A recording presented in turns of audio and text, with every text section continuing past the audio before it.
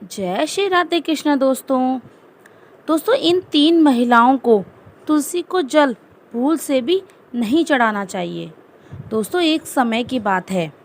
देवी सत्यभामा भगवान श्री कृष्ण के पास जाती हैं और उनसे कहती हैं कि प्रभु, पहले आपने मुझे तुलसी को जल देने का और तुलसी के पास दीपक जलाने का महत्व सुनाया था, किंतु हे प्रभु, आज मैं आपके पास ये जानने के उद्देश्य से आई हूँ कि तुलसी को जल चढ़ाने के नियम क्या हैं।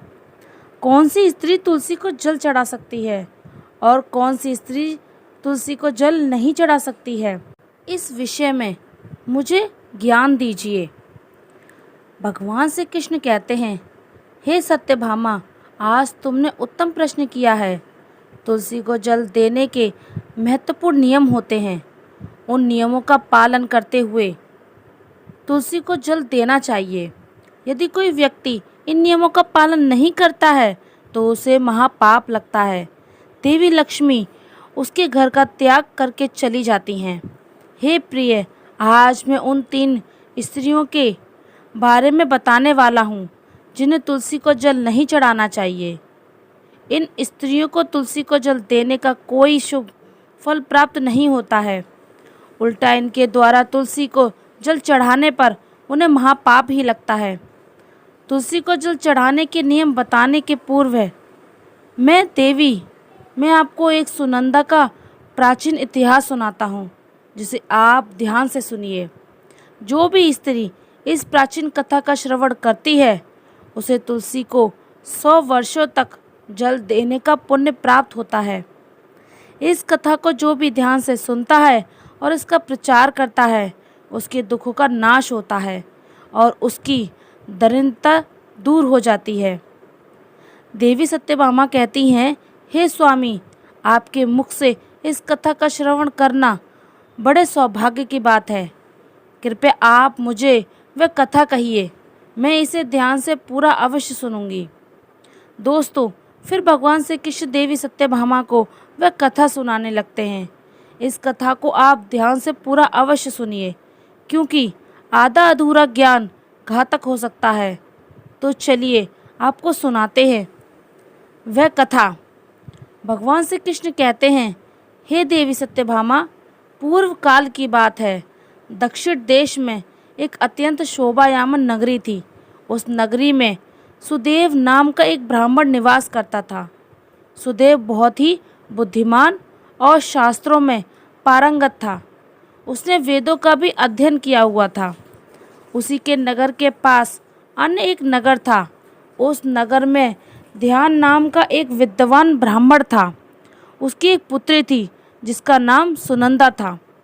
उस ध्यान शर्मा ने बड़े ही लाड प्यार से अपनी पुत्री का लालन पालन किया था। उसकी पुत्री अत्यंत सुंदर और गुणवान थी।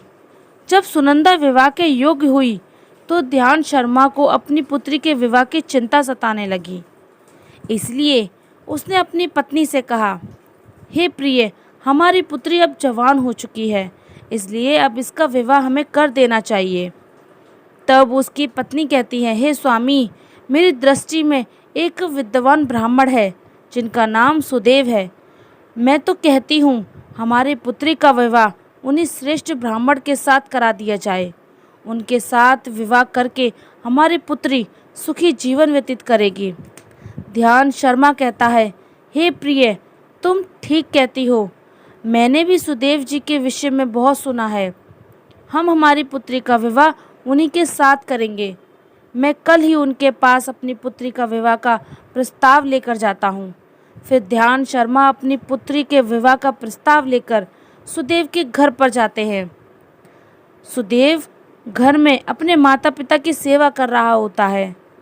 जब ध्यान शर्मा सुदेव को अपने माता पिता की सेवा करते हुए देखता है तो उसे बड़ा आनंद आता है। वह सोचता है, अरे वाह, ये ब्राह्मण पुत्र तो कितना महान है।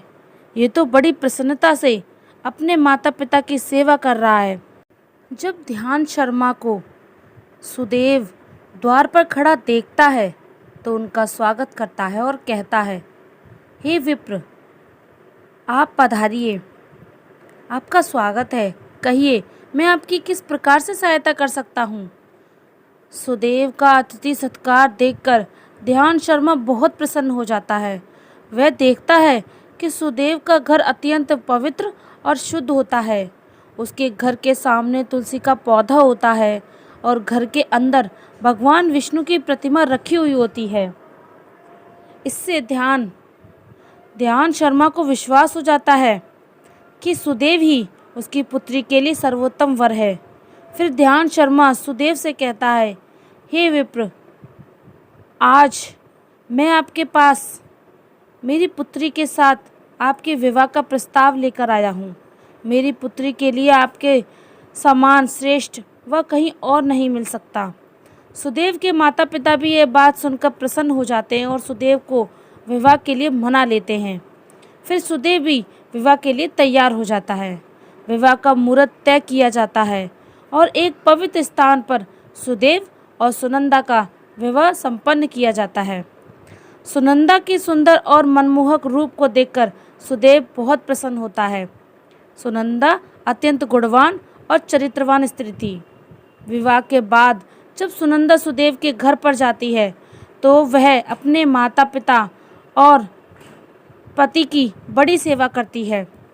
अपनी मधुर वाणी और कार्यों से वह सभी के मन को जीत लेती है।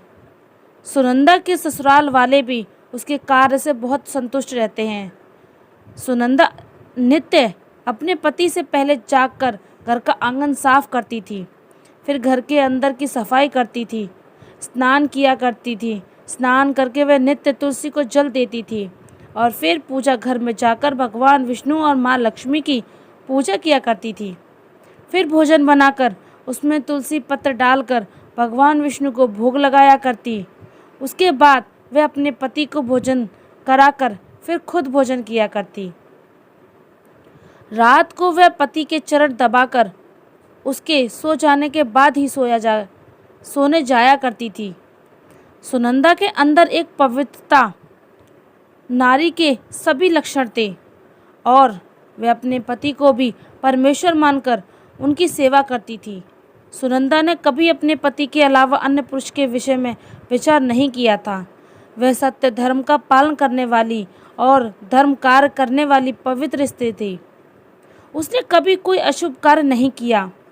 सुनंदा के ऐसे सात्विक और सरल स्वभाव को देखकर माँ लक्ष्मी भी उस पर मेहरबान थी। माँ लक्ष्मी स्वयं चलकर उसके घर में आकर निवास करने लगी, जिससे सुनंदा के जीवन में सुख समृद्धि और भी अधिक बढ़ गई। भगवान श्री कृष्ण कहते हैं, हे देवी सत्यभामा, देवी लक्ष्मी उन्हीं स्त्रियों पर अपनी कृपा दृष्टि डालती हैं जो पतिव्रता होती हैं और जो सत्य धर्म का पालन करती हैं। सुनंदा के अंदर वे लक्षण थे जो एक श्रेष्ठ पतिव्रता नारी के अंदर होने चाहिए। लेकिन आगे मैं तुम्हें बताऊंगा कि सुनंदा की एक भूल के कारण देवी लक्ष्मी उसके घर को त्याग कर कैसे चली गई। एक दिन सुनंदा का पति अत्यंत कामत होकर सुबह स्नान करने से पश्चात सुनंदा के पास आया और उसने सुनंदा के साथ शारीरिक संबंध स्थापित किया, जिससे सुनंदा का शरीर अपवित्र हो गया। लेकिन सुनंदा का मन भी काम के प्रभाव में ही था, इसीलिए वह अपने नित्य नियम को भूल गई। उसने पति के साथ संबंध बनाने के बाद बिना स्नान किए ही तुलसी को स्पर्श किया और उसे जल दे दिया, जिससे सुनंदा के शरीर में महामोह के निवास कर लिया था। सुनंदा के सारे इंद्रियां तिलमिला उठी। सुनंदा के शरीर में महामोह ने प्रवेश करते ही देवी लक्ष्मी ने सुनंदा के घर को त्याग दिया और लक्ष्मी उस स्थान से चली गई। तब से सुनंदा के शरीर में निवास कर रहे उस महामोह ने उसे सभी धार्मिक कार्यों से वंचित कर दिया। इसका विपरीत प्रभाव सुनंदा के पति पर भी पड़ा। वह भी सदा कामत होकर सुनंदा के साथ विहार करने लगा। उसका मन सदैव ही काम वासना में लगा रहता था। फिर एक दिन सुनंदा के पति ने तो सभी सीमाओं का उल्लंघन किया और सुनंदा के मासिक धर्म के दौरान ही उसके साथ संबंध स्थापित किया, जिससे सुनंदा के शरीर में निवास कर रहा ब्रह्म हत्या का पाप उसके पति के शरीर में प्रवेश कर गया। हे देवी सत्यभामा, जब स्त्री मासिक धर्म से होती है तो उसके शरीर में 3 दिनों तक ब्रह्म हत्या का पाप निवास करता है, क्योंकि ब्रह्मदेव ने इंद्र के शरीर से ब्रह्म हत्या का पाप निकालकर वृक्ष, जल, अग्नि और अप्सराओं के ग्रहण करने के लिए कहा गया था। उसी समय से स्त्रियों के शरीर में मासिक धर्म के दौरान ब्रह्म हत्या का पाप निवास करता है, और जो भी पुरुष मासिक धर्म के दौरान स्त्री को स्पर्श करता है अथवा उसके साथ संबंध बनाता है तो वह पाप उसके शरीर में प्रवेश कर जाता है। वही ब्रह्म हत्या का पाप सुनंदा के पति के शरीर के अंदर प्रवेश कर गया और वह जमीन पर गिर पड़ा। उसे तुरंत ही कोढ़ का रोग हो गया। उसका अंग अंग जलने लगा, उसके शरीर पर छाले पड़ गए और वह दर्द से चीखने चिल्लाने लगा। यह मुझसे क्या अपराध हो गया, मेरे द्वारा भयंकर पाप हो गया। मैंने सब कुछ जानते हुए भी महापाप किया है, अब मेरी रक्षा कौन करेगा। सुनंदा की सास तुरंत उस स्थान पर आ गई तो उसने देखा कि उसका पुत्र कोढ़ के रोग से ग्रसित होकर जमीन पर पड़ा है। वह क्रोध में आकर सुनंदा से कहने लगी, अरे कुलटा, अरे पापिनी, तूने ये क्या कर डाला, अपने ही पति का धर्म भ्रष्ट कर डाला। अपने पति की ऐसी हालत देखकर सुनंदा बहुत घबरा गई और जोर जोर से रोने लगी। हे सासू माँ, मुझे क्षमा कर दीजिए, मुझसे बहुत बड़ा अपराध हो गया। काम के वशीभूत होकर मेरे द्वारा ये अपराध हो गया है। सुनंदा की सास ने कहा, हे पापिनी, तू इस घर से अभी चली जा। तुझ जैसी कुलटा स्त्री को इस घर में नहीं रहना चाहिए। तूने मेरे बेटे के जीवन को नरक बना दिया। सुनंदा कहती है, हे सासू माँ, मैं कहाँ जाऊँ, मेरे पति के अलावा मेरा कोई नहीं है, मैं उन्हें छोड़कर जीवित नहीं रह सकती। सुनंदा की सास कहती है, तो तू कहीं जाकर मर जा, लेकिन अब तू इस घर में निवास नहीं कर सकती। इतना कहकर सुनंदा की सास ने उसे धक्के मारकर घर से निकाल दिया। फिर सुनंदा दुखी होकर घर से निकल गई। उसे अपनी भूल का बहुत पछतावा होने लगा। उसे कुछ भी समझ में नहीं आ रहा था कि वह क्या करे। सुनंदा चलते चलते एक वन में जाती है। उसी वन में एक साधु का आश्रम होता है। तब वह उस आश्रम पर सहायता मांगने के लिए जाती है तो वहाँ पर कोई नहीं होता। सुनंदा उसी आश्रम पर जाकर बैठ जाती है और अपने दोष के विषय में सोचते हुए दुखी होने लगती है। फिर कुछ समय बाद उस ऋषि का आश्रम आ जाते हैं जिनका वह आश्रम होता है। जब वह ऋषि एक स्त्री को अपने आश्रम पर दुखी बैठा हुआ देखते हैं तो वो आश्चर्यचकित हो जाते हैं और पास जाकर उस स्त्री से पूछने लगते हैं, हे कल्याणी, तुम कौन हो और किस कारण से इस स्थान पर अकेले बैठी हो? तुम्हारे दुख का क्या कारण है? तब वह स्त्री कहती है, हे मुनिवर, मेरा नाम सुनंदा है। मेरे द्वारा घोर पाप हो गया था, उसी कारण से मैं अपने परिवार से बिछड़कर इस स्थान पर आई हूँ। वह ऋषि कहते हैं, हे देवी, ये क्या कह रही हो? तुमने कौन सा पाप किया है? मुझे विस्तार से बताओ। मैं तुम्हारी कोई सहायता कर सकूं तो प्रयत्न अवश्य करूंगा। सुनंदा कहती है, हे मुनिवर, मेरे द्वारा घोर पाप हो गया है। मासिक धर्म के दौरान मेरे पति ने के साथ संबंध बनाया, इसी कारण से मेरे पति कोढ़ ग्रस्त हो चुके हैं और दुख भोग रहे हैं। फिर ऋषि कहते हैं, बेटी, तुम चिंता ना करो, तुम्हारे द्वारा जो पाप हुआ है उसका प्रायश्चित करो, तुम्हें पाप से मुक्ति मिल जाएगी। तुम इस आश्रम में बैठकर भगवान विष्णु की पूजा करो, तुलसी को नित्य जल चढ़ाओ, गौ माता की सेवा करो, तुम्हारा पति जल्दी से ठीक हो जाएगा। फिर वह सुनंदा वहीं उस आश्रम पर रहकर भगवान विष्णु की नित्य पूजा करने लगी। रोज स्नान कर कर वह ब्रह्मचर्य का पालन करते हुए तुलसी को जल चढ़ाती और तुलसी के पत्र डालकर भगवान विष्णु को भोग लगाती। फिर गायों को चारा डालती, उनकी सेवा करती। दिन भर वही भगवान विष्णु की मूर्ति के आगे बैठकर भगवान विष्णु की भक्ति करने लगती। इस प्रकार से 1 वर्ष बीत जाता है। भगवान विष्णु सुनंदा की दृढ़ निष्ठा और भक्ति से अत्यंत प्रसन्न हो जाते हैं और सुनंदा को साक्षात दर्शन देते हैं। भगवान विष्णु को साक्षात अपने सामने खड़ा देखकर सुनंदा उन्हें बारंबार प्रणाम करने लगती है।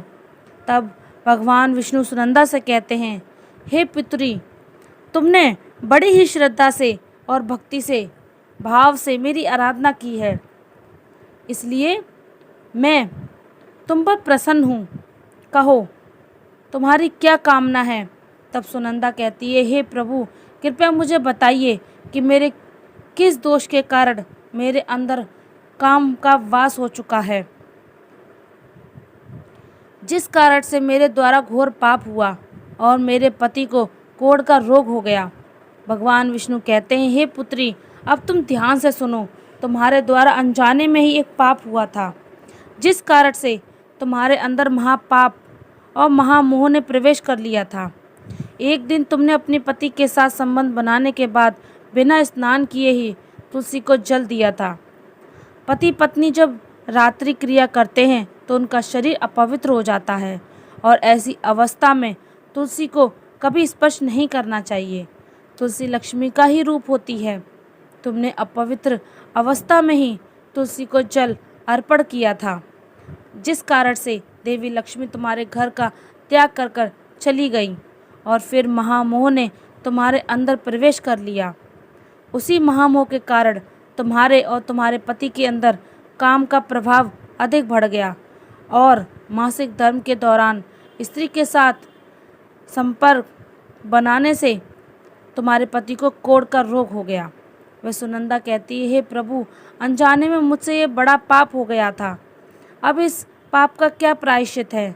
भगवान विष्णु कहते हैं, सुनंदा, इस पाप का प्रायश्चित तुमने 1 वर्ष तक ब्रह्मचर्य व्रत का पालन करके कर लिया है, इसलिए अब तुम पाप से मुक्त हो। सुनंदा कहती हो, हे प्रभु, कृपया मुझे बताइए किस अवस्था में तुलसी को जल नहीं देना चाहिए और तुलसी को जल देने से क्या नियम होते हैं? भगवान विष्णु कहते हैं, हे सुनंदा, अब मैं तुम्हें तुलसी को जल देने के नियम बताता हूँ। तुम इसे ध्यान से सुनो। हे पुत्री, तुलसी एक अत्यंत पवित्र पौधा है। ये तुम्हें सबसे अधिक प्रिय है, इसलिए इसकी सात्विकता बनी रहनी चाहिए। इस पौधे को कभी अपवित्र अवस्था में स्पर्श नहीं करना चाहिए। जो स्त्री मासिक धर्म से हो, उस स्त्री को इस पौधे को कभी स्पर्श नहीं करना चाहिए।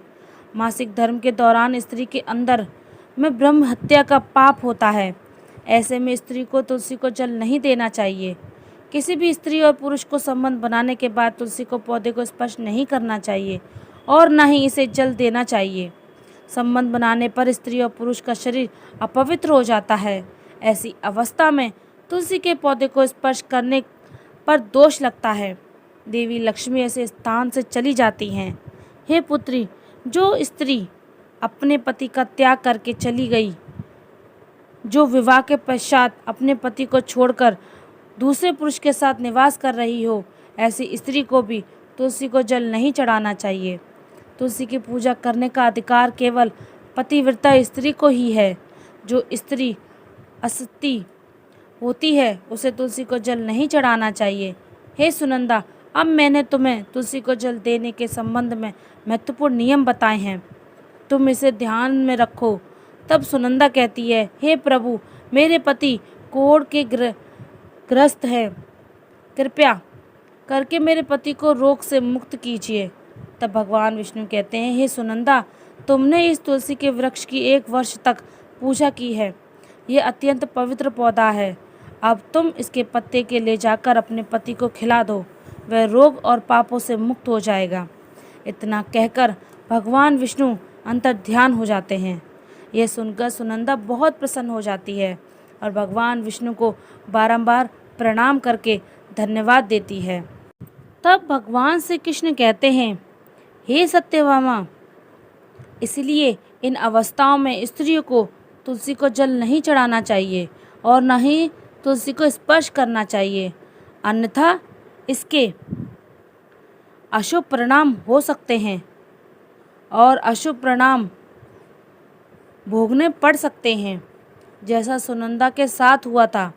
दोस्तों, अब जानते हैं तुलसी के पौधे से जुड़े महत्वपूर्ण नियम।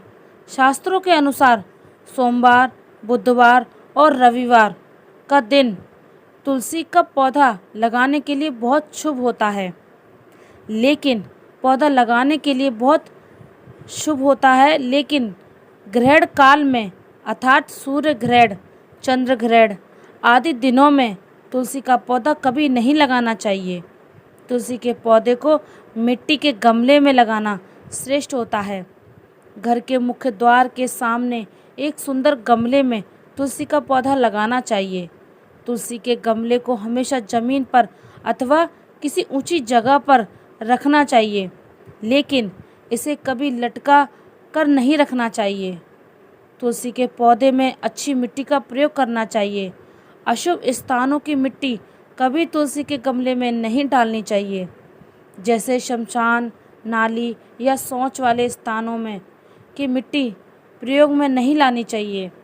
तुलसी का पौधा लगाने से घर का वातावरण सकारात्मक बनता है और शुभ परिणाम प्राप्त होते हैं।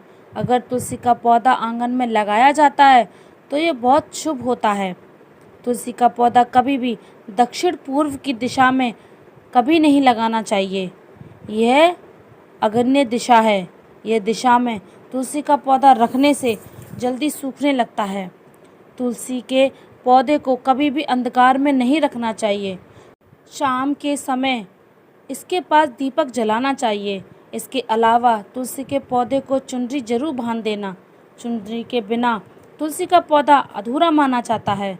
तुलसी के पौधे में हरे रंग की चूड़ी, लाल अथवा सफ़ेद धागा ज़रूर बांध देना, लेकिन तुलसी को कभी सूना नहीं रखना चाहिए। तुलसी के पत्ते तोड़ते समय ध्यान में रखें, चाकू आदि धारदार चीज़ों का उपयोग करके तुलसी के पत्ते ना तोड़ें।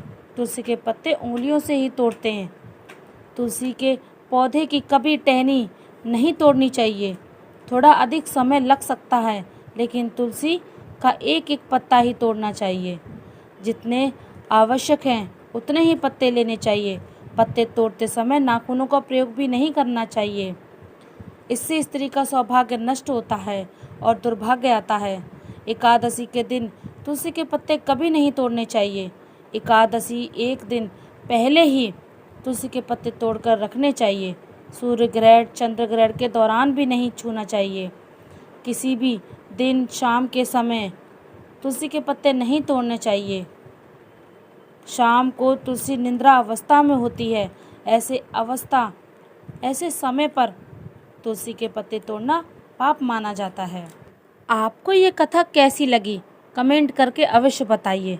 जानकारी अच्छी लगी तो वीडियो को लाइक ज़रूर करें और कमेंट में जय श्री कृष्ण अवश्य लिखें।